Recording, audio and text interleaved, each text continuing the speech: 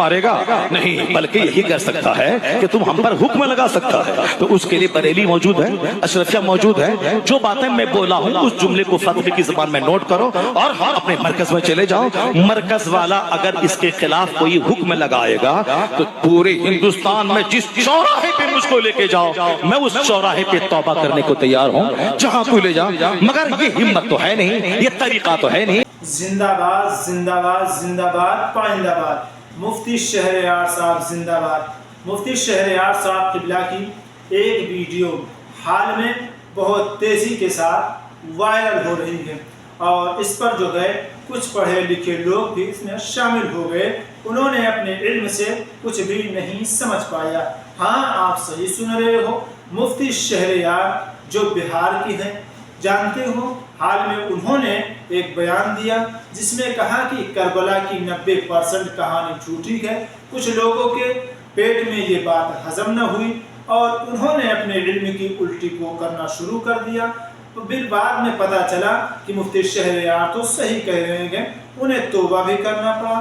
میں آپ کو جانکاری کے لیے بتا دوں، مفتی شہریار نے جو بیان دیا ہے بالکل درست ہے۔ اس پر میں نے 2-4 ویڈیو پہلے اپلوڈ کر کے رکھا ہے، تو انہوں نے جو بیان دیا بالکل صحیح ہے۔ ان کی ایک کلپ میں آپ کو سنانے جا رہا ہوں جس میں جو ہے وہ یہ بیان کرتے ہوئے نظر آ رہے ہیں کہ اگر میں نے غلط کہا تھا تو کیا تو مجھے لاٹھی سے مارے گا، ڈنڈے سے مارے گا؟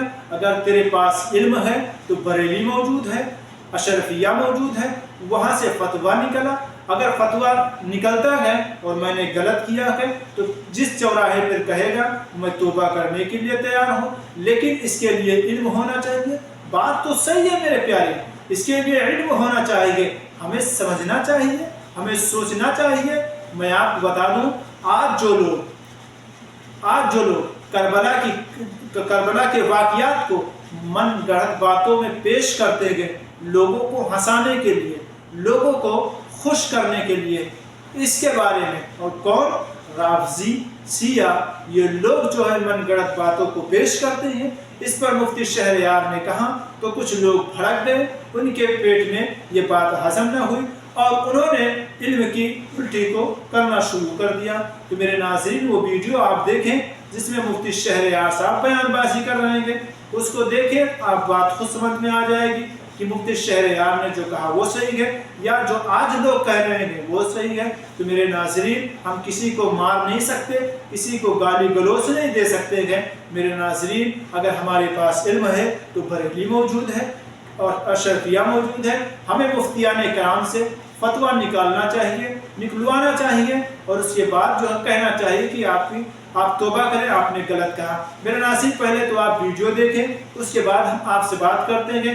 1.5 منٹ کی یہ ویڈیو ہے، 1.5 منٹ آپ دیکھیں، کمنٹ میں آپ اپنی بات پیش کریں کہ کیا مفتی شہریار صاحب صحیح کہہ رہے ہیں یا غلط کہہ رہے ہیں۔ ویڈیو حاضر ہے۔ مارے گا نہیں، بلکہ یہی کر سکتا ہے کہ تم ہم پر حکم لگا سکتا ہے۔ تو اس کے لیے بریلی موجود ہے، اشرفیہ موجود ہے۔ جو باتیں میں بولا ہوں اس جملے کو فتوی کی زبان میں نوٹ کرو اور اپنے مرکز میں چلے جاؤ۔ مرکز والا اگر اس کے خلاف کوئی حکم لگائے گا تو پورے ہندوستان میں جس چوراہے پہ مجھ کو لے کے جاؤ میں اس چوراہے پہ توبہ کرنے کو تیار ہوں، جہاں کو لے جاؤ، مگر یہ ہمت تو ہے نہیں، یہ طریقہ تو ہے نہیں۔ یہاں تو چونکہ پیدا ہی ہوا ہے، قد عقل پیدا ہوا ہے، فیس بک چلانے والا فیس بک یا پیدا ہوا ہے، یا ڈی ایم کی طرح باتیں کر رہا ہے، چپراسی کے لائق بھی نہیں ہے، جس کی نہ زبان، جس کی نہ سوچ اچھی ہو، بس کچھ بھی اور کالی بکنا شروع کر دیا۔ میں کہتا ہوں ظالم بدتمیز، جب تمہارے پاس علم نہیں ہے تو تجھ کو اس میٹر میں پڑھنا ہی نہیں چاہیے۔ جب علم ہے تو علم کی زبان استعمال کر، گالی کی زبان استعمال کیوں کر رہا ہے؟ کیوں گالی کی زبان استعمال کر رہا ہے؟ یہ گالی دینا بتا رہا ہے کہ تو جاہل ہے، الہڑ ہے، نادان ہے، کچھ نہیں جانتا۔